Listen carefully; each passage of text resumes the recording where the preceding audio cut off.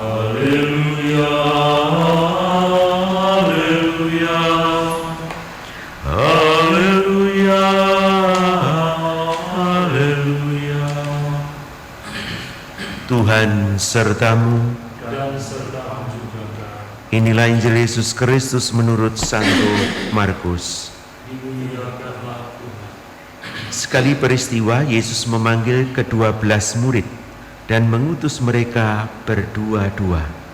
Yang memberi mereka kuasa atas roh-roh jahat dan berpesan kepada mereka supaya jangan membawa apa-apa dalam perjalanan kecuali tongkat.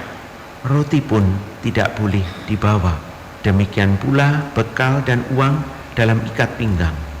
Mereka boleh memakai alas kaki, tetapi tidak boleh memakai dua baju. Kata Yesus selanjutnya kepada murid-murid itu, kalau di suatu tempat kamu sudah diterima dalam satu rumah, tinggallah di situ sampai kamu berangkat dari tempat itu.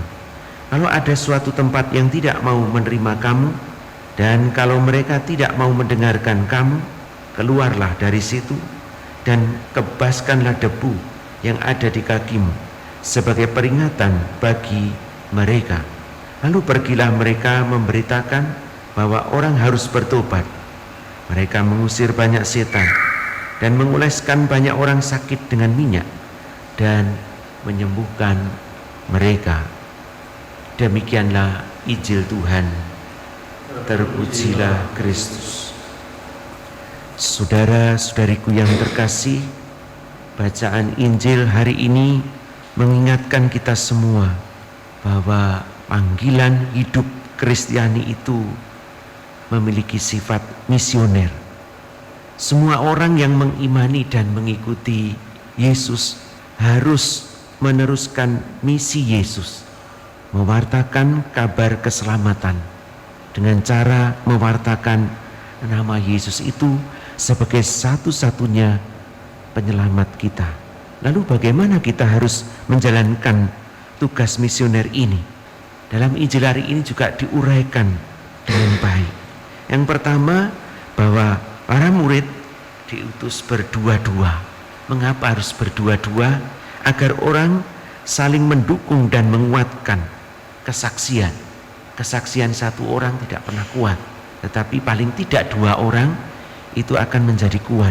Demikian juga dalam tugas misioner, paling tidak, paling sedikit adalah dua orang, agar misi itu sungguh-sungguh meyakinkan. Dalam tugas misioner ini, para murid harus meringankan penderitaan orang sakit dan membebaskan orang dari belenggu kejahatan. Dan yang ketiga, dalam menjalankan tugas-tugas misioner ini, orang harus benar-benar mengandalkan keyakinannya, kepercayaannya akan penyelenggaraan Tuhan, dan tidak boleh terlalu sibuk dengan perlengkapan materi, karena Tuhan akan menyediakan. Mereka harus berani hidup dari kebaikan orang yang dilayani dan tidak terlalu cemas, tidak terlalu khawatir dengan apa yang kurang pada mereka. Dalam tugas misioner ini, mereka juga harus siap mengalami penolakan, karena tidak semua orang akan menerima. Dan kita juga pada saat seperti itu, para murid diingatkan, dan kita semua yang menjalankan tugas misioner, agar tetap menjalankan tugas ini, yaitu mengingatkan akan kasih dan adanya pengadilan Allah, karena mereka menolak pewartaan ini. Inilah yang diutarakan Yesus kepada para muridnya dan kepada kita semua.